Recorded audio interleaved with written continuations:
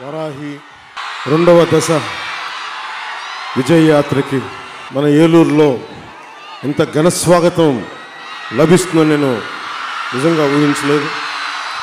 దానికి నేను రుణగ్రస్తుడిని. దారి పొడవునా ఆడపడుచులు, అక్క చెల్లెళ్ళు, తల్లులు ఏ మూల చూసినా మీరు చూపించే ప్రేమ, అభిమానం నిజంగా గుండెలు నిండిపోయాను. సభల్లో ఒకటే చెప్పాను, ప్రతిసారి మబ్బుల్లే పరిగెత్తే పిడుగుల్లాంటి మన యువత ఉంటారు, శక్తి స్వరూపాలైన ఆడపడుచులు ఉండాలి సభల్లో. ప్రత్యేకించి వారికి జాగ్రత్తగా చూసుకుని ఏదైనా అరేంజ్మెంట్ చేయమని చాలాసార్లు అడిగితే, చాలా సంవత్సరాలుగా అడిగితే, ఈ వారాహి యాత్రలో అమ్మవారి దయ వలన మీ అందరికీ ఇంత చక్కని అరేంజ్మెంట్ చేసిన మా జనసేన పార్టీ నిర్వాహకులకి, కేకే గారికి, మా టీంకి, జనసేన నాయకులకి, పెద్దలకి, ప్రతి ఒక్కరికి ముందుగా పేరు పేరున ధన్యవాదం. ప్రతిసారి సభకు వచ్చినప్పుడు ఎలా మాట్లాడాలి, ఏం మాట్లాడాలి, నా టెన్షన్ మీరు చూడాలి.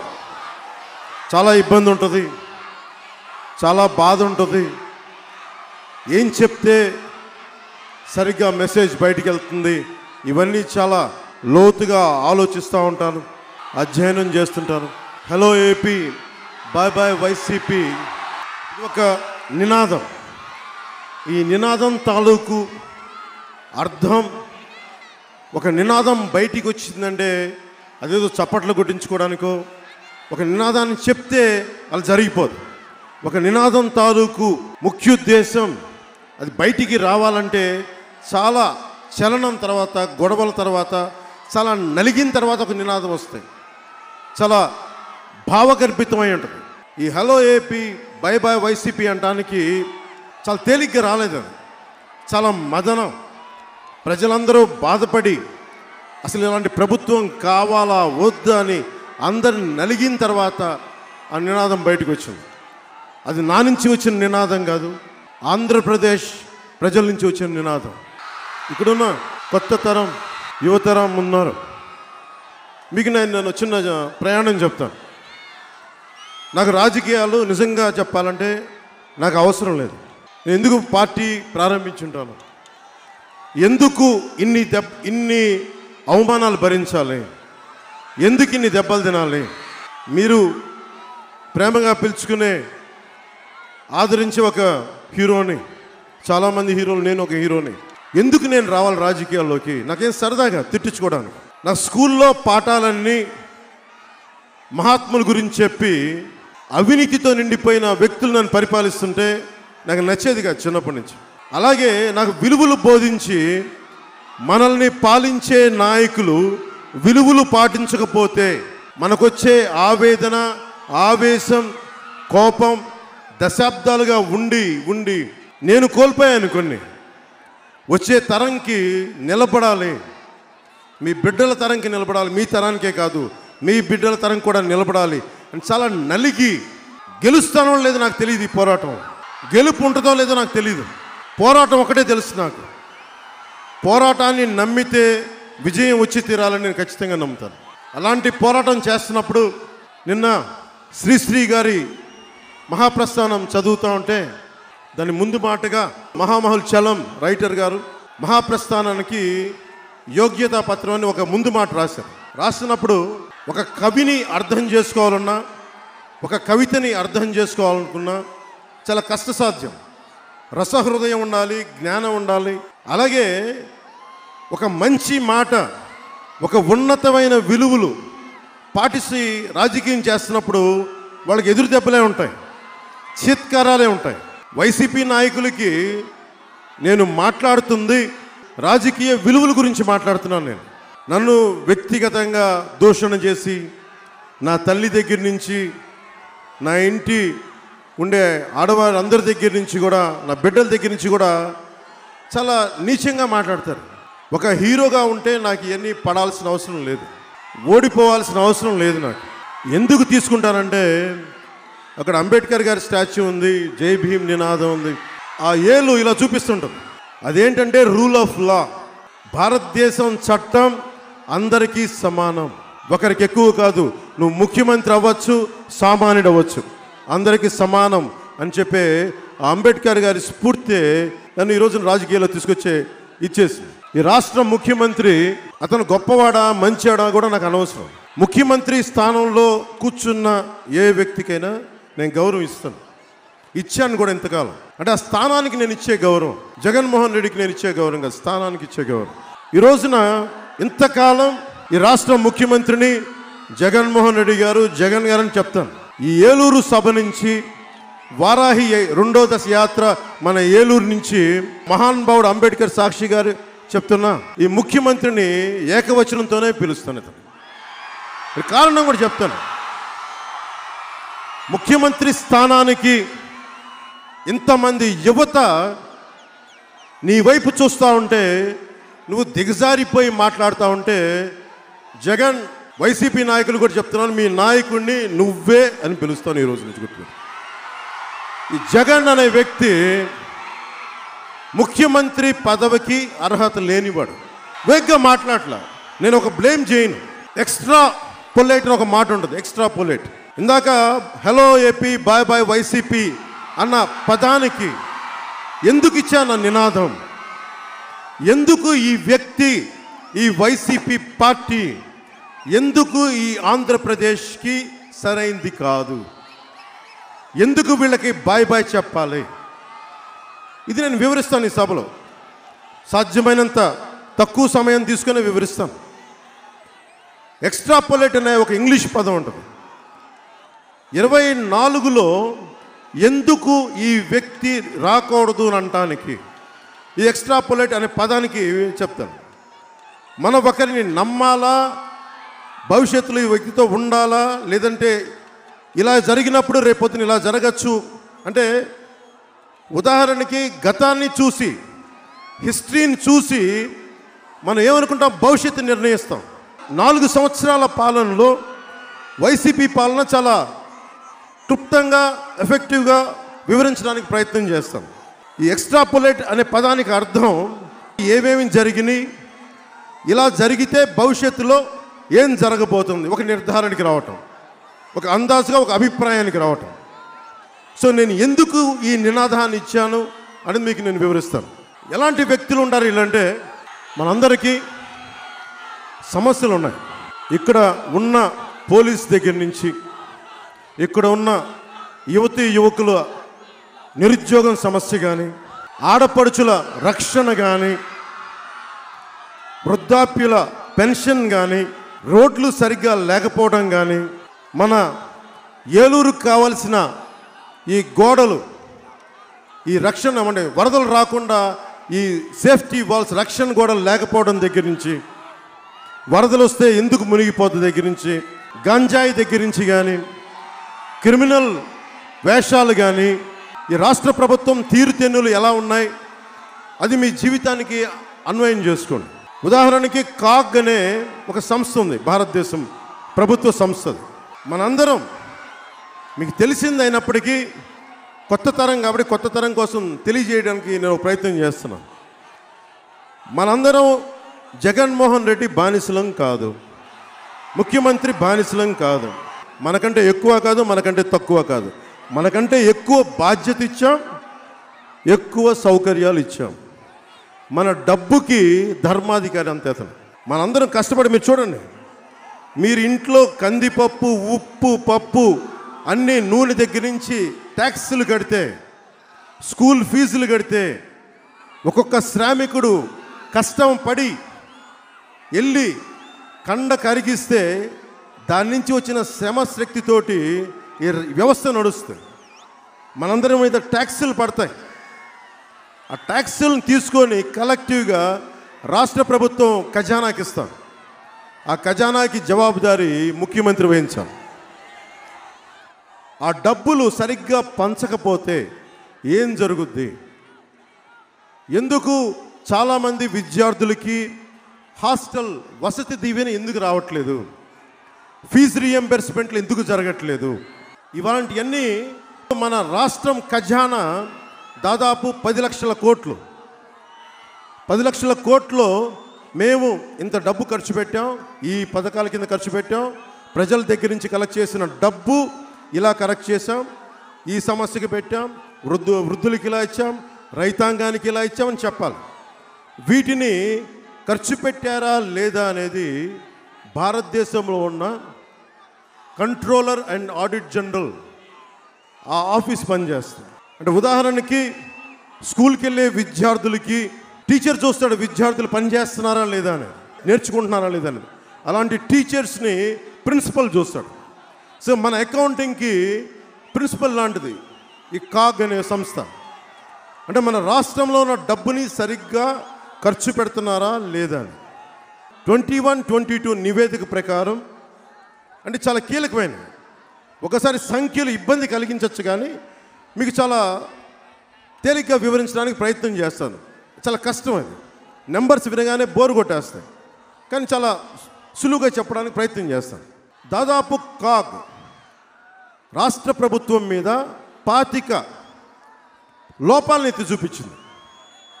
ఆ లోపాలను ఎలాంటి ఎత్తి చూపించింది? డబ్బులు ఎక్కడెక్కడ దుర్వినియోగం చేశారని వాళ్ళు ఒక నివేదిక ఇచ్చారు. ఆ నివేదిక ప్రకారం ఇది ఎందుకు ఈ మాటలని చెప్తున్నానంటే, మన ప్రజాస్వామ్యం తాలూకు కష్టం మీకు తెలియాలి. ఇది చాలామంది బలిదానాల మీద వచ్చింది ఈ దేశం. మనకి we have to get educated. ప్రజాస్వామ్యం అంటే చాలా తేలిక కాదు, చాలా కష్టమైంది. నిరంతర పహారా గాయాలి దీనికి. దుర్మార్గులు ఎత్తుకెళ్ళిపోతారు. సంవత్సరం చాలు చెడగొట్టేయడానికి, సంవత్సర కాలం చాలు. డెమోక్రసీలో ఏమున్నాయి అని అర్థం చేసుకోవడానికి ఇది చెప్తా ఉన్నా. ఆఫ్ బడ్జెట్ బారోయింగ్ కింద 1.18 లక్ష కోట్లు, దాదాపు స్టేట్ బడ్జెట్కి 10%. దీన్ని ఆఫ్ బడ్జెట్ బారోయింగ్ అంటారు. ఆఫ్ బడ్జెట్ బారోయింగ్ ఇది వైసీపీ ఎక్కడ దీన్ని చూపించలేదు ఎక్కువ దీనికి బడ్జెట్లో. అంటే ఉదాహరణకి మనం అర్థం చేసుకోవాల్సింది, ఒక భర్త లక్షలు అప్పు చేసి ఇంట్లో భార్యకి తెలియకుండా చేయటం, చెప్పకుండా పోవటం. భార్యాభర్తలు ఇంటిని నడపాలి అంటే భర్త చేసే అప్పులు బడ్జెటింగ్ భార్యకి తెలియాలి. అలాగా ఆఫ్ బడ్జెట్ బారోయింగ్ దీనివల్ల ఏమైపోయిందంటే ప్రజలెవరికి చెప్పలా. 1.18 lakh crores. ఉదాహరణకి బిడ్డని మార్కెట్కి పంపించి తల్లి ఒక 500 రూపాయలు ఇస్తే తల్లి అడుగుద్ది, నీ 500 రూపాయలు ఇచ్చాను కదా, నువ్వేమేం కొన్నావరా? లెక్కలు చెప్తాడు కదా బిడ్డ. ఇంట్లో మన లెక్కలు అడిగినప్పుడు బిడ్డ చెప్పాలి. అలాగే ప్రజలు అడిగినప్పుడు మేము మా సంపద అంతా నీకు ఇచ్చాం, నువ్వు 10 లక్షల కోట్లు అన్నావు, ఈ 1,18,000 కోట్లు నువ్వు ఎక్కడ ఖర్చు పెట్టావు అని అడిగితే దానికి వైసీపీ గవర్నమెంట్ దగ్గర సంబంధం లేదు. దానికి మనం ఏం అడిగేదంటే, ప్రజలు అడుగుతారు డబ్బు ఎలా ఖర్చు పెట్టామని. వైఎస్ జగన్ నిన్ను అడుగుతున్నాను, 1,18,000 కోట్లు నువ్వు ఎలా చెప్పకుండా అప్పులు తీసుకొని ప్రజలకి నువ్వు ఎందుకు చెప్పలేదు? కాగ్ ఈ ప్రశ్న నిన్ను ఎందుకు అడిగింది? నువ్వు నీ మంత్రివర్గం దీనికి రేపు సమాధానం చెప్పాలి. మీ అందరికీ ఉద్యోగాలు లేవు, ఉపాధి అవకాశాలు లేవు, అభివృద్ధి లేదు, రోడ్లు లేవు, ఇవన్నీ చెప్తా ఉన్నారు కదా. కాగ్ చెప్పిన రెండో పాయింట్, ఆంధ్రప్రదేశ్ జగన్ విను, బాగా చెవులు రిక్కించి విను Jagan. Andhra Pradesh state development corporation కింద 22,504 కోట్ల రూపాయలు అప్పు తీసుకున్నాం. ఏపీ రోడ్ డెవలప్మెంట్ కార్పొరేషన్ కింద 4,754 కోట్లు అప్పు తీసుకున్నాం. ఇది ఎక్కడా కూడా బడ్జెట్లో చూపించలా, ఎక్కడా కూడా చూపించలా బడ్జెట్లో. నిజంగా రాష్ట్రాభివృద్ధికే నువ్వు 22,504 కోట్లు తీసుకుంటే ఎవరికి ఖర్చు పెట్టావు? ఎవరన్నా విద్యార్థులకు ఇచ్చావా? ఫీజు రీఎంబర్స్మెంట్కి ఇచ్చావా? వసతి దీవెనకి ఇచ్చావా? ఉపాధి అవకాశాలు కల్పించావా? ఉపాధి అవకాశాలు కల్పించారా? లేవు. మీరే విద్యార్థులు కదా, మీరు నిజంగా రుణం తీసుకోవాలి కాలేజ్ ఎడ్యుకేషన్కి అంటే ప్రభుత్వాలు కాలేజీలు మేము ఏమడిగితే నీ కోర్స్ సర్టిఫికేట్ చూపించాలి, ఏ కాలేజీలో చెప్తున్నావు చూపించాలి. అలాగే ఒక ఐటీ ఎంప్లాయ్ ఒక కార్ లోన్ తీసుకున్నాడు అనుకుందాం. కారు అంటే నువ్వు ఓకే ఇస్తాను, పేపర్లు పెట్టు, ఇంత పేపర్ వర్క్ ఉంటుంది, ఒక ప్రూఫ్లు ఉంటాయి. అలాగే ఒక స్టార్ట్ అయితే ఆ బిజినెస్ యాక్టివిటీ చూపించాలి. అంటే రుణం ఇవ్వాలంటే ఇన్ని చెయ్యాలి. మరి ఎక్కడా కూడా ఏ క్లారిటీ లేకుండా 22,504 కోట్లు ఎవరికి చూపించలేదు. ఇది కాగ్, ఇది కూడా తప్పు పట్టింది. నువ్వేం చేస్తున్నావు ఈ డబ్బుతోటి, ఎటువైపు వెళ్తుంది అని. రోడ్లు ఉన్నాయా మనకి? రోడ్లు సరిగ్గా ఉన్నాయి మీరు చెప్పండి. మరి రోడ్లు దేనికి? ఏపీ రోడ్ డెవలప్మెంట్ కార్పొరేషన్ కింద 4,754 కోట్లు అప్పు తీసుకున్నారు. ఈ డబ్బులకి లెక్కలేదు, ఎటు వెళ్ళిపోయినాయో తెలియదు. దీనికి కూడా జగన్, నువ్వు నీ మంత్రివర్గం రేపు పొద్దున ప్రెస్ మీట్ పెట్టి చెప్పు. కాగ్ చెప్పిన 3వ పాయింట్, 21-22 ఆర్థిక సంవత్సరానికి without obtaining approval of state treasury అనుమతి లేకుండా 11,237 కోట్ల రూపాయలకి 2 లక్షల అడ్జస్ట్మెంట్ ట్రాన్సాక్షన్స్ అని చేశారు. దీనికి సంబంధించిన సరైన పత్రాలు కానీ, బిల్స్ కానీ, డాక్యుమెంట్స్ కానీ ఏమీ లేవు అని కాగ్ చెప్పింది. ఇది 3వ పాయింట్. అంటే మనకు అన్నీ అడుగుతారే. మీరు హాస్టల్స్కి మీరు వెళ్తే మీరు అవి తీసుకురా, సర్టిఫికేట్లు తీసుకురా, ఎందుకు డబ్బులు ఇవ్వ, ఫీజు రీయింబర్స్మెంట్ అంటే మీరు ఇన్ని అడుగుతారే. కాగ్ అడిగితే వీళ్ళు ఇవ్వాల. ఒక బడ్జెట్ తీసుకుంటాం, మీకు అర్థం కావాల్సింది అడ్జస్ట్మెంట్ ట్రాన్సాక్షన్ అంటే ఏంటి అంటే, ఉదాహరణకు ఒక బడ్జెట్ వేసుకుంటాం. ఉదాహరణకు 5,000 రూపాయలు ఉంటే కొంత ఎలక్ట్రిసిటీ, కొంత తిండికి, కొంత స్కూల్ పిల్లల ఖర్చులకి, కొంత వినోదానికి, కొంత హాస్పిటల్ ఖర్చులకి, అనుకోకుండా అతిథులు వస్తే ఒక బడ్జెట్ కట్టడం చేసుకుంటాం. మనకున్న 10,000ని ఆ రోజు ఎక్స్ట్రా ఖర్చు ఏదైనా వస్తే సినిమాలకి 2 సార్లు వెళ్లకుండా మానేస్తాం. అలా బడ్జెట్ అడ్జస్ట్ చేసుకుంటాం. సో ఇది అడ్జస్ట్మెంట్ ట్రాన్సాక్షన్ అంటే. ఇచ్చిన గివెన్ బడ్జెట్కి దానికి చూపించకుండా వేరే దాన్ని వాడాల్సిన దానికి ఖర్చు పెట్టకుండా వేరే దానికి ఖర్చు పెడితే మనం దీనికి వాడాం అని చెప్పడం మన ఇళ్లలో జరుగుతాయి. అలాంటిది ఒక రాష్ట్రం ఇన్ని వేల కోట్లు అడ్జస్ట్మెంట్ ట్రాన్సాక్షన్స్ అని మిమ్మల్ని అడిగితే ప్రభుత్వం ఎక్కడా చూపించలేదు, బిల్స్ లేవు. ఇది కేంద్ర ప్రభుత్వం కంట్రోల్లో ఉన్న కాగ్ చెప్పింది. ఇది 3వ పాయింట్. కాగ్ చెప్పిన 4th పాయింట్, ఈ 21-22 ఆర్థిక సంవత్సరానికి వైసీపీ వాళ్ళు అన్నారు కదా, నవరత్నాలు ఇచ్చేస్తాం, మీ బతుకులు బాగు చేస్తామని.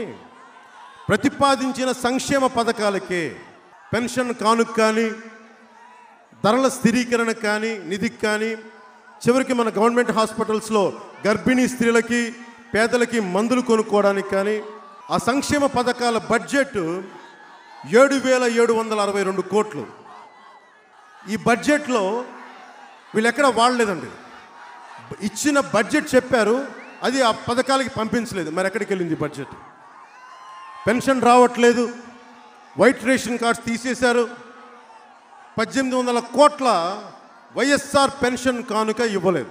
రైతు చచ్చిపోతూ ఉంటే ధరలు లేవని రైతులకి అండగా ఉండడానికి రైతుల ధర స్థిరీకరణ నిధి ఉంటుంది, దానికి 300 కోట్లు, అది ఇవ్వలేదు. 390 కోట్లు మన పెద్దోళ్ళకి హాస్పిటల్స్కి, మందులకి, మాకులకి, గర్భిణీ స్త్రీలకి ఐరన్ ట్యాబ్లెట్స్ కానీ, మిగతా పోషక వాళ్ళకి కావాల్సిన మినరల్స్కి, ట్యాబ్లెట్స్కి, దానికి కూడా బడ్జెట్ ఇవ్వలేదు. అది ఒక 390 కోట్లు. అది గర్భిణీ స్త్రీలకు కావాల్సిన కాల్షియం కానీ, ఐరన్ ట్యాబ్లెట్స్ కానీ, ఇలా పెద్దలకి బీపీ ట్యాబ్లెట్స్ అని బేసిక్గా ఫ్రీ మెడిసిన్కి. దీనికి కూడా వాళ్ళ దగ్గర సమాధానం లేదు. మన ఏలూరులో హాస్పిటల్ బాగుందా? డాక్టర్స్ ఉన్నారా? మన ఏలూరు హాస్పిటల్ టెర్షియరీ హాస్పిటల్ అంటారు, పెద్ద ఆసుపత్రి. Primary health care, secondary health care, tertiary health care. Tertiary health care అంటే పెద్ద ఆసుపత్రి. పెద్ద ఆసుపత్రిలో సరిగ్గా డాక్టర్లు ఉన్నారా? మనకి ఏలూరులో మెషినరీ ఉందా? వైద్య సదుపాయాలు సరిగ్గా ఉన్నాయా? ఎలాగ వీళ్ళు మందులకు డబ్బులు ఇవ్వట్లేదు పెద్ద మనిషి. For implementation of national tertiary health కేర్కి సెంటర్ 250 కోట్లు ఇచ్చింది. దాంట్లో కనీసం 15-20 కోట్లు పెడితే మన పెద్ద ఆసుపత్రి చాలా బాగుండేది. ఏలూరు పెద్ద ఆసుపత్రి డబ్బులు ఇవ్వలా. పెట్టకపోగా 250 కోట్లు ప్రతి ఊర్లో ఉండే పెద్ద ఆసుపత్రులను అభివృద్ధి చేయమని ఇస్తే 250 కోట్లు డైవర్ట్ చేశాడు వాటికి ఖర్చు పెట్టకపోతే డబ్బులు వెనక్కి వెళ్ళిపోవాలి, కేంద్రానికి వెళ్ళిపోవాలి. కేంద్రానికి కూడా తిరిగి ఇవ్వలేదు. ఆ డబ్బు కూడా దోచేశాడు ఈ జగన్ అనే ముఖ్యమంత్రి. 151 మంది ఎమ్మెల్యేలు, 30 మంది ఎంపీలు ఉండి ఈ 70-30 గవర్నమెంట్ అంటే 70 మందిని వదిలేసి 30 మందికి ఉన్నాడు ఈ ముఖ్యమంత్రి. ఇది కూడా మీరు ఆరోగ్యశ్రీ ఇచ్చేస్తే అన్నీ అయిపోతారు. ఆరోగ్యశ్రీ ఇస్తే అవ్వదు, సరిపోదు. ప్రభుత్వ ఆసుపత్రులను చంపకూడదు. టెరిషరీ హాస్పిటల్ ఈ రోజున మన ఏలూరులో పెద్ద ఆసుపత్రి సరిగ్గా లేదు అంటే ఆ డబ్బుని జగన్ దోచేశాడు. వైసీపీ 537.69 కోట్లు స్త్రీ శిశు సంక్షేమానికి, దివ్యాంగుల సంక్షేమానికి అలాట్ చేసింది. దీని కాక్ చెప్పింది ఏంటంటే 537 కోట్లలో కేవలం 4% ఖర్చు పెట్టారని. 21.79 కోట్లు ఖర్చు పెట్టారు అంతే. 500 పైచిలుకు కోట్లకి 4% ఖర్చు పెట్టారు. మీరు అర్థం చేసుకోండి, దివ్యాంగులు ఏడుస్తూ ఉన్నారు, డబ్బులు సరిపోవట్లేదు, 3,000 కూడా తీసేస్తూ ఉన్నారు, ఒక యూనిట్ ఎక్కువైందని చెప్పి మాకు తీసేస్తూ ఉన్నారు అని చెప్తా ఉన్నారు. ఇది బాధ. దీని గురించి ఎవ్వడు మాట్లాడు. ఇప్పుడు మీరు చెప్పండి, నేను దేని గురించి మాట్లాడుతున్నాను? నేను ప్రజా సమస్యల గురించి మాట్లాడుతున్నానా, జగన్ వ్యక్తిగత గురించి మాట్లాడుతున్నానా? మీరు చెప్పండి. మీ భవిష్యత్తు కోసం కదా, మీ భవిష్యత్తు కోసం కదా నేను మాట్లాడేది. నేను ఎందుకు తిట్లు తింటున్నాను? మరి నా భార్య ఎందుకు తిట్లు తింటా ఉంది? బయటికి రాని నా భార్య ఎందుకు తిట్లు తింటా ఉంది? ఎప్పుడు ఇంటి బయట ముఖం చూడని నా తల్లి ఎందుకు వీళ్ళ నోట్లో పడాల్సి వస్తుంది? నేను మీకోసం చేస్తున్నాను, గుర్తుపెట్టుకోండి. మీకోసం తింటున్నాను తిట్లు. వీళ్ళు ఎలా అయిపోయారంటే వైసీపీ వాళ్ళు ఒకసారి మహాప్రస్థానానికి యోగ్యతా పత్రం ముందు మాట రాస్తా చలం గారు ఆయన మాట్లాడితే ఆయన చెప్పింది ఏంటంటే మహాప్రస్థానం ఎంత గొప్పదని చెప్పడానికి అన్నీ మాట్లాడుతూ రసజ్ఞత రసహృదయం ఉండాలని చెప్తూ ఒకరోజు ఆయన మెడ్రాస్లో, అప్పుడు మద్రాస్ ఇప్పుడు చెన్నైలో ఏదో ఒక సముద్రం దగ్గర ఒక చిన్న బ్రిడ్జ్ ఉంటే సూర్యుడు అస్తమించిన తర్వాత ఎర్రగా ఉన్న ఆకాశం సాయం సంధ్యని చూస్తూ ఉన్నారండి. చూస్తూ ఉంటే వెనకాల ఒక తెలిసిన ఆయన ఒక ఆయన వచ్చి, ఏం చలం గారు ఏం చూస్తారు అంటే సంధికేసి చూస్తున్నాను అన్నాడు. సంధికేసి చూస్తున్నానని. ఎవరా అమ్మాయి అండి నాకు తెలియట్లేదు అని. అంటే వీళ్ళకి ఎలా ఉంటుందంటే సంధి అనే పదం అమ్మాయి అనుకుంటారు. అంత అట్లాగా అతనేమో తెలియక మాట్లాడాడు. ఇట్లా నేను ఏం మాట్లాడినా వక్రీకరించి మాట్లాడేది. వక్రీకరించి మాట్లాడే ఈ వంకర బుద్ధి, హాస్యాన్ని వెకిలితనం అనుకునే ఈ వైఎస్ జగన్ ఈ ముఖ్యమంత్రి ఇలా మాట్లాడతాడు. నన్ను వ్యక్తిగతంగా దూషిస్తాడు. మన ఏలూరు సమస్యలకే వద్దాం. 300 మంది స్పృహ కోల్పోయారు కదా మనకి. 300 మంది జబ్బులు వచ్చి పడిపోయారు. ఒకరోజు పడిపోయారు 300. మర్చిపోయారా మీరు అందరూ? మీకు గుర్తుందా అది? ఈ రోజుకి దాని మీద రిపోర్ట్ లేదు. 300 మంది ఎందుకు మూర్చపోయారు, ఎందుకు కింద పడిపోయారంటే ఒక్క ఎమ్మెల్యే కూడా ఈ రోజు దాకా దాని మీద రిపోర్ట్ ఇవ్వలేదు. మళ్ళీ రేపొద్దున భవిష్యత్తులో మీరందరికీ ఆరోగ్యాలు బాగుండాలి కదా, ఎందుకు పడిపోయారని మీరు తెలుసుకోకపోతే ఎట్లా? అది ప్రభుత్వం బాధ్యత కదా. ఒకటే మీరు నమ్మండి, బుగ్గలు నిమిరితే కౌగిలించుకుంటే ఆ నాయకులను దయచేసి నమ్మొద్దు. మీరు మాటలతో గారడీ చేసేవాళ్ళు నమ్మొద్దు. మీరు నమ్మాల్సింది చేతల్లో నిలబడేవాడిని మీరు చూసే మీరు నమ్మండి. అలాగే Eluru IAS joint collector Arun Babu garu మన నగరపాలక సంస్థలో ఎన్ని అక్రమాలు జరిగినాయి, ఈ నగరపాలక సంస్థలో ఎన్ని అక్రమాలు జరిగినాయి చెప్పి దాదాపు 1800 పేజీల రిపోర్ట్ రాశాడు ఆయన. 18, 1 కాదు 2 కాదు, 1800 పేజీల రిపోర్ట్ రాస్తే ఈ రోజు దాకా దాని గురించి మాట్లాడలేదు. ఒక నిజాయితీ గల అధికారి మాట్లాడితే పంపించేశారు, బయటికి ట్రాన్స్ఫర్ చేసి పంపించేశారు. అది ప్రభుత్వం చేస్తుంది. ఇందాక మీకు చెప్పాను, ఏలూరు గవర్నమెంట్ హాస్పిటల్ 300 పడకది. మీకేం చేశారు చెప్పండి? డాక్టర్స్ లేరు, మెషిన్స్ లేవు, సరైన సదుపాయాలు లేవు, మనకు సరైన అండర్ గ్రౌండ్ డ్రైనేజ్ ఉందా? It's a dream. అది ఏలూరుకి ఎప్పటి నుంచి అండర్ గ్రౌండ్ డ్రైనేజ్ ఒకటి ఉండాలని దాన్ని ఎవడు పట్టించుకోలేదు. ఇది కేంద్ర అమృత్ పథకంలో డబ్బులు ఇచ్చారు, గ్రాంటెడ్ 37 crores పైన. ఈ రోజున మీరు భవిష్యత్తులో మురుగునీరు బయటకు వస్తుందంటే ఈ ప్రభుత్వం చేయలేకపోవడం. ఎందుకు చేయలేకపోతుంది? డబ్బుల్లో కాంట్రాక్ట్లు తినేయాలి, కాంట్రాక్ట్ కుదరలేదు, డబ్బులు పనులు జరగట్లా, మీరు మురికిలో ఉంటా ఉన్నారు. ఎలా దోచేస్తారని చెప్పడానికి ఏలూరులో ఇతను చెప్తాడు క్లాస్ వార్ అని చెప్తాడు. ఈ మనిషి పెద్ద మనిషి క్లాస్ వార్ అంట. క్లాస్ వార్ అంటే పేదల్ని దోచుకోవటం కదా. మన ఏలూరులో పేదల ఇళ్ళు నిర్మాణానికి అనంతపురం నుంచి వచ్చిన ఒక వైసీపీ నాయకుడు ₹1,00,000 ఇల్లు కట్టిస్తానని చెప్పి ప్రతి పొదుపు సంఘాలు, మహిళా పొదుపు సంఘాల దగ్గర 35,000 తీసేసుకున్నాడు ఈ వ్యక్తి. తీసుకొని జెండా ఎత్తేసాడు. ఇప్పుడు దాకా ఎవడు మాట్లాడలేదు, ఒక్కడు మాట్లాడలా. మీకు డిగ్రీ కాలేజ్ ఉంది కదా, మీ డిగ్రీ కాలేజ్ సొంత బిల్డింగ్ ఉందా? ఇక్కడ ఏలూరు డిగ్రీ కాలేజ్ బిల్డింగ్ ఉందా? ఎందుకు లేదు? 80 కోట్ల ప్రతిపాదనలు ఉన్నాయే. మీరు ఒకసారి ఆలోచించాలి. ఉదాహరణ రైతాంగం ఉంది, మనకి నిమ్మ పంట ఎక్కువ, రోజుకి దాదాపు 500 టన్నులు వస్తాయి సీజన్లో. సరైన ధర ఉండదు, నష్టపోతూ ఉంటారు. స్టోరేజ్ ఫెసిలిటీస్ లేవు. దీని గురించి ఒక్కడు మాట్లాడు. ఏదైనా మాట్లాడితే పవన్ కళ్యాణ్ బూతులు తిట్టాలి, పవన్ కళ్యాణ్ ఇంట్లో వాళ్ళని తిట్టాలి, పవన్ కళ్యాణ్ తల్లిని తిట్టాలి, పవన్ కళ్యాణ్ భార్యను తిట్టాలి. లేని భార్యని పట్టుకురండి సన్నాసులారా.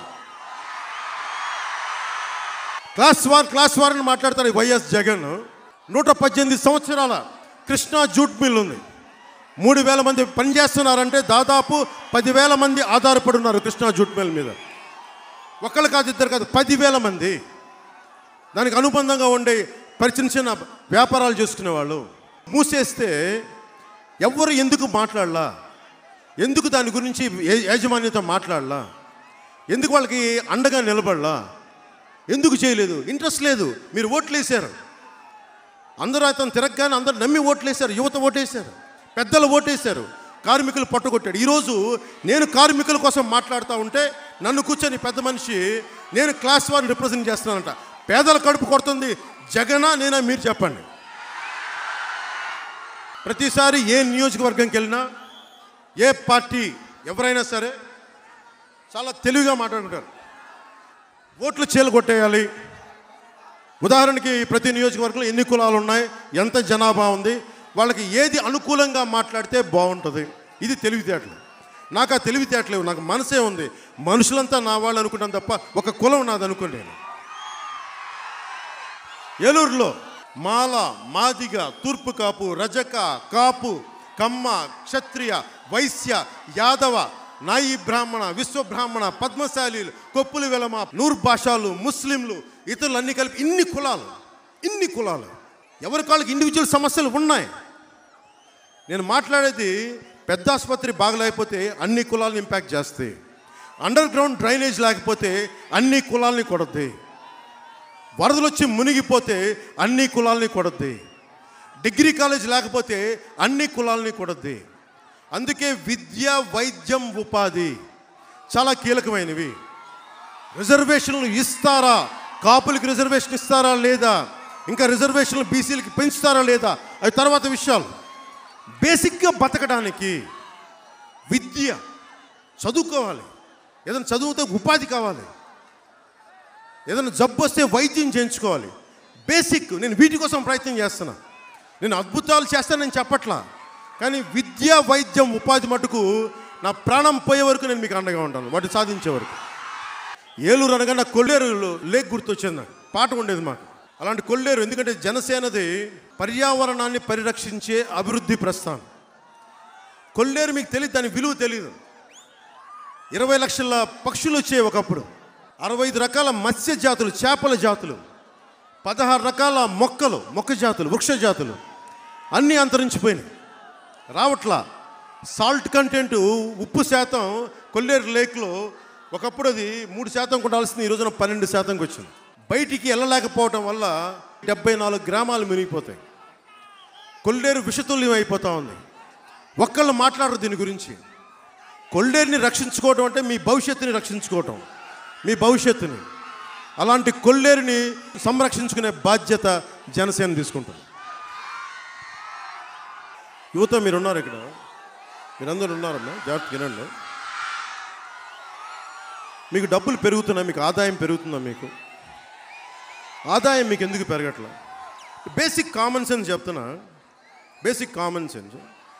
ఒక దేశం అభివృద్ధి అవుతుందంటే ఆంధ్రప్రదేశ్ అభివృద్ధి అవుతుంది. భారతదేశంలో భాగమే కదా ఆంధ్రప్రదేశ్. డబ్బులు బాగా పెరిగిపోతున్నాయంటే మన జీవన ప్రమాణం పెరగాలి. అంటే మీకు చదువుకోవడానికి మీకు ఇబ్బంది పడకూడదు. మీరు హాస్టల్లో ఉంటే హాస్టల్ డబ్బులు రావాలి. రోడ్ల మీద వెళ్ళాలంటే రోడ్లు బాగుండాలి. ఇదే కదా దేశం అభివృద్ధి అవుతుంది, దాంతోపాటు రాష్ట్రం అభివృద్ధి అవుతుందంటే జగన్ అభివృద్ధి అవ్వటం కాదు, వారి కుటుంబం అభివృద్ధి అవ్వటం కాదు, మంత్రులు అభివృద్ధి అవ్వటం కాదు, మనం అభివృద్ధి అవటం. మన అభివృద్ధి అంటే ఏంటి? కనీస వసతులు, మన పెద్ద ఆసుపత్రి బాగుంటాం. ఇవన్నీ ఎక్కడ కనిపించినప్పుడు తప్పు ఎక్కడుంది అది మీరు ఆలోచించాలి. మనం అప్పుల్లోకి వెళ్ళిపోతున్నాం, వ్యక్తులు డబ్బులు వచ్చేస్తూ ఉన్నాయి, ఇండివిజువల్స్ డబ్బులు వస్తున్నాయి. ఒక్కొక్క ఎమ్మెల్యే వందల కోట్లు దోచేస్తూ ఉన్నాడు.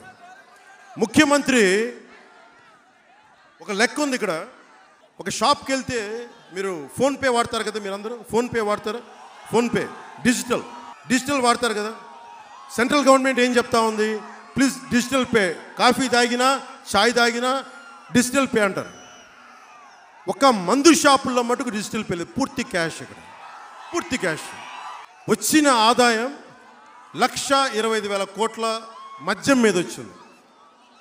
ఎవరి పెద్ద మనిషి? క్లాస్ వార్ అని చెప్పే పెద్ద మనిషి మద్యపానాన్ని నిషేధిస్తానని చెప్పి వచ్చిన వ్యక్తి హయ్యెస్ట్ ఇన్కమ్ చూశాడు, 1,20,000 కోట్లు. దీంట్లో వాళ్ళు చూపిస్తున్న ఆదాయం 97,000 కోట్లు. మిగతా 30,000 కోట్లకి లెక్కలేదు. ఎక్కడికి వెళ్ళింది ఆ లెక్క? క్యాష్ రూపంలో ఉంది. రేపొద్దున ఎలక్షన్స్కి వాడతారు, మీ ఓట్లు కొనడానికి వాడతారు, మీ భవిష్యత్తుని కొనడానికి వాడతారు.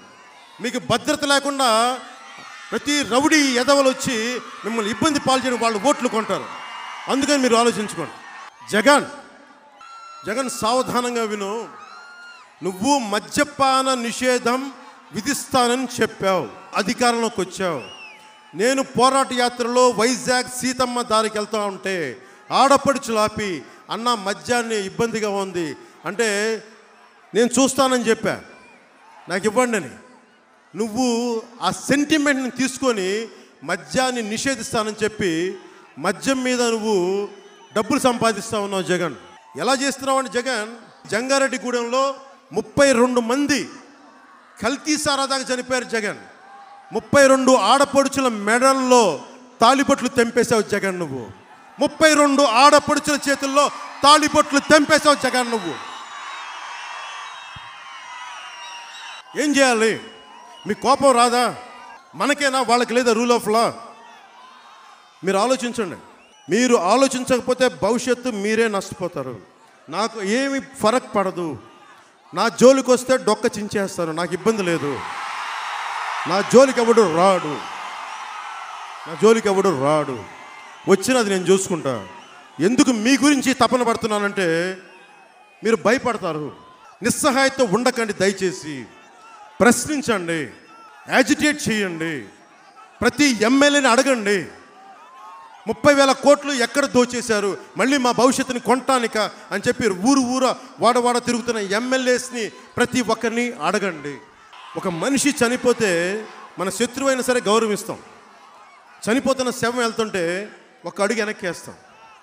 అలాంటి చనిపోయిన శవాలని, పడిపోయిన శవాలని, దిక్కులేని శవాలని ఫ్లాష్ టీమ్ అని చెప్పి మన ఏలూరులో 18 సంవత్సరాల నుంచి శాంతివనం మన శ్మశానాన్ని శుభ్రం చేసి సమిష్టిగా పాపం కృషి చేస్తుంటే వాళ్ళని అసాంఘికం అని చెప్పి, యాంటీ సోషల్ అని చెప్పి ఆ కోల్డ్ బాక్సులో శవాలుంటే పోక్లైనర్ పంపించి ధ్వంసం చేశారు ఆ సంస్థను. మీరు చెయ్యరు, చేసే వాళ్ళని చేయనివ్వరు. అనాథ శవాలని పాతిపెట్టే ఒక గొప్ప గుణం ఉన్న వ్యక్తులను కూడా వీళ్ళు పని చేయనివ్వట్లా. అంటే వాళ్ళ చెప్పుల కింద, వాళ్ళ చేత కింద పడి ఉండాలి, వాళ్ళ చెప్పుల కింద పడి ఉండాలి. మనం మీరు ఒకసారి ఆలోచించండి. దీన్ని మాట్లాడితే జగన్ ఏమంటాడు? నువ్వు హైదరాబాద్లో ఉన్నావు అంటాడు. డబ్బులు నీలాగా దోచేయలేదు జగన్, నేను అడ్డగోలుగా దోచేయలేదు. మా నాన్నగారు మీ నాన్నలా ముఖ్యమంత్రి కాదు జగన్. ఒక సాధారణ కానిస్టేబుల్ నుంచి అబ్కారీ శాఖలను ఏఎస్గా రిటైర్డ్ అయిన వ్యక్తి, ఒక ప్రభుత్వ ఉద్యోగి ఆంధ్రప్రదేశ్కి జగన్. మీ నాన్నగారు లాగా వచ్చి 6% కమిషన్లు తీసుకోలేదు జగన్. ఇరిగేషన్ ప్రాజెక్ట్స్ మీద చాలా ఒక మామూలు ప్రభుత్వ ఉద్యోగి జగన్. మాకు వేరే దారి లేదు. సినిమాలు సంపాదిస్తే ఆ సినిమా వచ్చిన డబ్బులు మేము ఖర్చు పెడుతున్నాం, కౌలు రైతులకు ఇస్తున్నాం ఆ డబ్బులు. నీలాగా రైతాంగాన్ని దొయ్యట్లేదు జగన్. ఈ మాట్లాడితే నువ్వు లేవు అంటాడు. మీరు చూడండి, ఇన్ని రోజులకి, ఇన్ని సంవత్సరాలకి ఒక ప్రెస్ మీట్ ఇవ్వలేదు అతను. ప్రెస్ని ఫేస్ చేసాడు. ఒక ప్రెస్, ఒక జర్నలిస్ట్ని అడగండి, ఒక మీడియా మిత్రులను అడగండి. ప్రెస్ వాళ్ళని కొట్టించడం, భయపెట్టడం తప్ప ఒక్క ప్రెస్ మీటింగ్ పెట్టలా. ఎందుకు పెట్టలా? నీకు భయం, నిన్ను అడుగుతారని భయం, నీకు నీ లోపాలని బయటికి తీస్తారని భయం జగన్ నీకు. అందుకు పెట్టవు, బయటికి రావు, పరదాలు కట్టించుకుంటావు.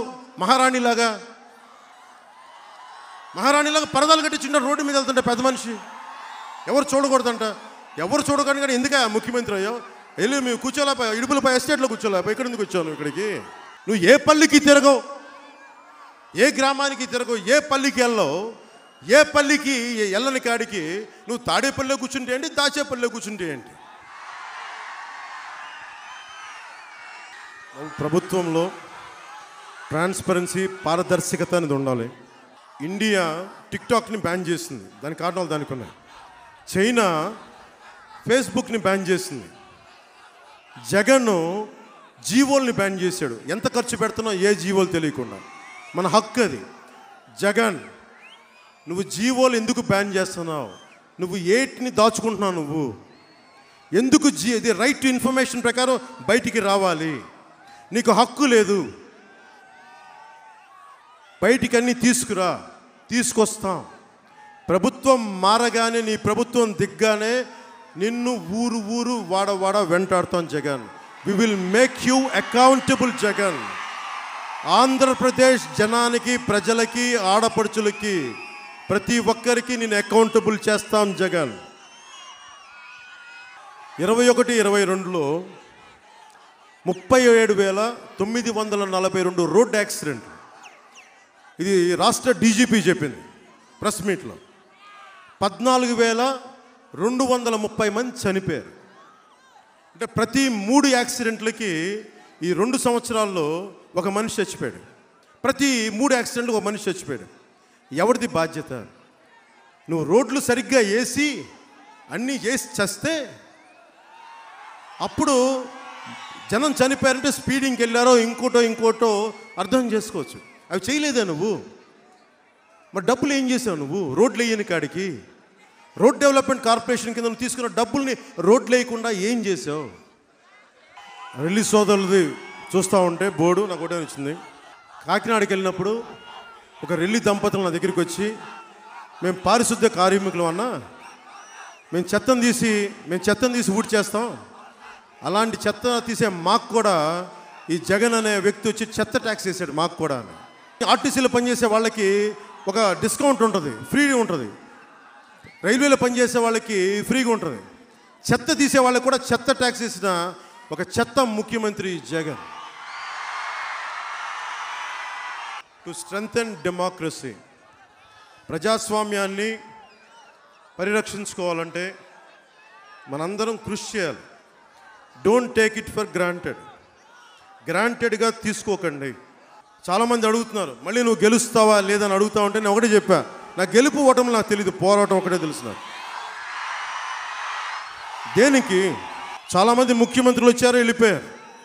ప్రధానమంత్రులు వచ్చారు, వెళ్ళిపోయారు. ఎవరిని గుర్తుపెట్టుకుంటాం? సరిగ్గా పనిచేసే వాళ్ళని గుర్తుపెట్టుకుంటాం. భగత్ సింగే గుర్తుంటాడు, చంద్రశేఖర్ ఆజాదే గుర్తుంటాడు, బాబాసాహెబ్ అంబేద్కరే గుర్తుంటాడు, గాంధీ గారే గుర్తుంటాడు. వీళ్ళెవరికి పదవులు లేవు. పదవుల కోసం వెంపర్లాడితే నాకు పదవులు రావు. యుద్ధం చేసి ప్రజలకు అండగా నిలబడితే, ప్రజలకి నచ్చితే, మా ఆడపడుచులకి, మా అన్నదమ్ములకి నచ్చితే మేబీ నన్ను గెలిపించచ్చేమో నాకు తెలీదు. కానీ నేను చాలా నిస్వార్థంగా యుద్ధం చేయడానికే ఉన్నాను. ఈ దేశంలో మీ ఉదాసీనత చాలా డేంజరస్. ఇక్కడ మీరు వినండి అమ్మా, జాగ్రత్తగా వినండి, మీ భవిష్యత్తు కోసం చెప్తున్నా. మన ఆడపడుచుల్ని కాపాడుకోకపోతే, రౌడీలకి వదిలేస్తే ఆడపిల్లల మాన ప్రాణ సంరక్షణలు దెబ్బతింటాయి. 15 ఏళ్ల అమర్నాథ్ తన అక్కని రక్షించడానికి వెళ్తే చెరుకు తోటల్లో పెట్రోల్ వేసి కాల్చేశారు. ఎలా ధైర్యం వచ్చింది వాళ్ళకి? ముఖ్యమంత్రి జగన్, ఇన్ని రేపులు జరుగుతూ ఉన్నాయి మన సమాజంలో. 30,000 మంది అమ్మాయిలు మిస్సింగ్ అయిపోయారు ఆంధ్రప్రదేశ్లో. నాకు ఎలా తెలిసింది? ఢిల్లీలో ఉండే నిఘా వర్గాలు నాకు చెప్పినాయి. మీ ఆంధ్రప్రదేశ్ నుంచి దాదాపు 29,000 మంది అమ్మాయిలు మిస్ అయిపోయారు. నీకు తెలిసి ఆ సంగతి అంటే రెగ్యులర్గా ఉంటాయి, కొంతమంది మిస్ అవుతారు, ఇంత నాకు తెలియదంటే నేషనల్ క్రైమ్ రిపోర్ట్ మొత్తకి ఎన్సిబి రిపోర్ట్ ఇస్తే 29,000 పై దాదాపు 30,000 మంది అమ్మాయిలు మిస్ అయిపోతే దాంట్లో 14,000 మంది తిరిగి వచ్చారని చెప్తా ఉన్నారు పోలీసు. మిగతా 18,000 మంది ఏమయ్యారు, ఎక్కడికి వెళ్ళిపోయారు? వీళ్ళ మీద రివ్యూ పెట్టావా జగన్? నువ్వు నీ ఇంట్లో ఒక ఆడపడుచు మిస్ అయితే నువ్వు ఇలాగే చేస్తావా? 18,000 పైచిలకు అమ్మాయిలు ఇంటికి రాకపోతే నువ్వు ఒక్క రివ్యూ మీటింగ్ ఎందుకు పెట్టలేదు? డీజీపీ గారిని కూడా అడుగుతున్నా, ఒక్క రివ్యూ మీటింగ్ ఎందుకు పెట్టలేదు? మీరు ఎందుకు మిస్ అవుతున్నారు? ఎందుకు? నాకు వాళ్ళు చెప్పింది ఏంటంటే, కేంద్ర నిఘా వర్గాలు నాకు చెప్పింది మిస్సింగ్ కేసులు లేవని కాదు, ఉన్నాయి. ఇంత స్థాయిలో ఎందుకు ఉన్నాయంటే వాళ్ళు ఒక అబ్జర్వేషన్ చెప్పారు. ప్రతి ఊర్లో వైసీపీ ఈ వాలంటీర్స్ టీమ్ని పెట్టారు. ప్రతి ఊర్లో ప్రతి గ్రామంలో ఎవరి మనిషి, ఏ కుటుంబంలో ఎంతమంది ఉంటారు, ఏ కుటుంబంలో ఆడపిల్లలు అక్కడ ఏమేమి ఉన్నాయి, వాళ్ళు ఎవరైనా అబ్బాయిలను ప్రేమిస్తున్నారా, వాళ్ళలో వితంతువులు ఉన్నారా, ఇట్లా ట్రాప్ చేసి హ్యూమన్ ట్రాఫికింగ్ జరుగుతూ ఉంది వీళ్ళ ఇన్ఫర్మేషన్ వల్ల. నేను మీడియా కూడా చెప్తా ఉన్నాను, మీరు దయచేసి దీన్ని శోధించండి. నా కేంద్ర నిఘా వర్గాలు నన్ను హెచ్చరించింది చెప్తున్నాను. ప్రతి గ్రామ వాలంటీరు ఈ పార్టీలో ఈ గ్రామంలో ఎంతమంది ఉన్నారు, ఎన్ని ఇళ్ళు ఉన్నాయి, ఇంట్లో ఎంతమంది మగాళ్ళు ఎంతమంది ఆడవాళ్ళు, ఎవరు ఏ పార్టీకి, ఎవరికి ఏ లోపాలు ఉన్నాయి, ఎవరు ఏమేమి అలవాట్లు ఉన్నాయి, ఇవన్నీ చేసి దాంట్లో ఒంటరి మహిళల్ని వీళ్ళు టార్గెట్ చేసి ఆ ఇన్ఫర్మేషను కొంతమంది సంఘ విద్రోహ శక్తులకు ఇస్తే వాళ్ళని వీళ్ళు కిడ్నాప్ చేయడం కానీ ట్రాప్ చేయడం కానీ జరిగి మిస్ అయిపోయారు ఇంతమంది. దాంట్లో వైసీపీ ప్రభుత్వంలో ఉన్న చాలామంది పెద్దల హస్తం ఉంది. ఇది నాకు కేంద్ర నిఘా వర్గాలు చెప్పి ఆంధ్రప్రదేశ్ ప్రజలకి, యువతకి, ఆడపడుచులకి అందరికీ చెప్పమని నాకు చెప్పారు. అందుకని చెప్తున్నాను ఈరోజు. జగన్, ఇంతమంది ఉసురు తీసుకుంటున్నావు నువ్వు, నీకు ఉంటుంది చూడు. ఏ దేశ చరిత్ర చూసినా ఏమున్నది గర్వకారణం అంటాం కదా. నరజాతి చరిత్ర సమస్తం దరిద్రుల్ని కాల్చుకు తినడం, బలవంతులు దుర్బల జాతిని బానిసల్ని గావించారని శ్రీశ్రీ అన్నట్టుగా మనం బలహీనులుగా ఉన్నంత కాలం ఎంతసేపు మనం అడుక్కునేలాగా ఇట్లా ఉంటే మనల్ని ఎక్కి తొక్కేవాడే ఉంటాడు. జగన్ లాంటివాడు ఉంటాడు మన నాయకుడిగా. మీరు మారకపోతే, మీరు ఆలోచించకపోతే, మీరు మనసు పెట్టకపోతే, మీరు ఆలోచన పెట్టకపోతే మీ జీవితాలు ఇలాగే ఉంటాయి. నాలాంటి వాళ్ళు 1,00,000 మంది వచ్చినా బాగుపరచలేడు ఈ ఆంధ్రప్రదేశ్ని. మా కులం అని కొట్టుకున్నంత కాలం ఈ రాష్ట్రం బాగుపడదు. తిరువళ్ళు వారు చెప్తాను, ఒకటే చెప్తాను. జగన్, నీ గురించేది. చిన్నప్పుడు నేను చెన్నైలో ఉన్నప్పుడు తిరువళ్ళు వారిని ఒక సెయింట్ ఉండేవాడు. ఆయన మా ఫ్రెండ్ వాళ్ళ నాన్నగారు చెప్తా ఉండేవాళ్ళు తిరువళ్ళు వారి గురించి. తిరుక్కురలు అంటారు. అవి ఒక 2 పొయిటిక్ లైన్స్. అది ఫిలాసఫీ, వేదాంతం, నీతి శాస్త్రం, సామాజిక సత్యాల గురించి ఇవన్నీ ఉంటాయి. దాంట్లో ఒక రాజు గురించి మాట్లాడతాడు. ప్రజల్ని అడ్డగోలుగా పన్నులతో బాధించేవాడికి,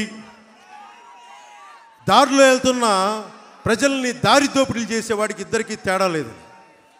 చెత్త పన్నుతో సహా అన్ని పన్నులు పెంచిన ఈ జగన్కి, ఒక దారి దోపిడీ దొంగకి తేడా లేదు. నా మీటింగ్ ఉంది, ఎందుకు మీరు రావాలి? ఎందుకు మీరు రావాలి? ఇంత చెమటల్లో రోడ్డు మీద ఎందుకు ఉండాలి మీరు? ఎందుకంటే ఎవడన్నా సరే మా సమస్యలు వింటారా? నేను ఎమ్మెల్యే కాదు, కనీసం పట్టుమని 10 మంది ఎమ్మెల్యేలు ఎందుకు నా దగ్గరికి వస్తున్నారు? మన మాట వినేవాడు కావాలి. నేల వర్షం లేక ఎలా నెర్రులు పారుద్దో చెప్పుకోవడానికి నెర్రులు పారిన నేల ఆకాశం వైపు చూస్తుంది ఒక చుక్క, వర్షపు చుక్క కోసం. అలాగా ఒక ముఖ్యమంత్రి కోసం, ఒక నాయకుడి కోసం ప్రజలు అలా చూస్తారంట. ఎండిపోయిన నేల ఎలా ఆకాశం వైపు చూస్తుంది ఒక చుక్క పడద్దని, ఎండిపోయిన గుండెలు ఒక బలమైన నాయకుడి కోసం చూస్తాయి. ఎవరిని వస్తే మా సమస్యలను తీరుస్తాడని. నేను ఎప్పుడు ఇక్కడే ఉన్నా, నేను ఎక్కడికి వెళ్ళా. అందరూ కలిసి ఆ నాయకుడు జగన్ అనుకొని వెళ్ళారు. అతను మీకు ఏం చేశాడు?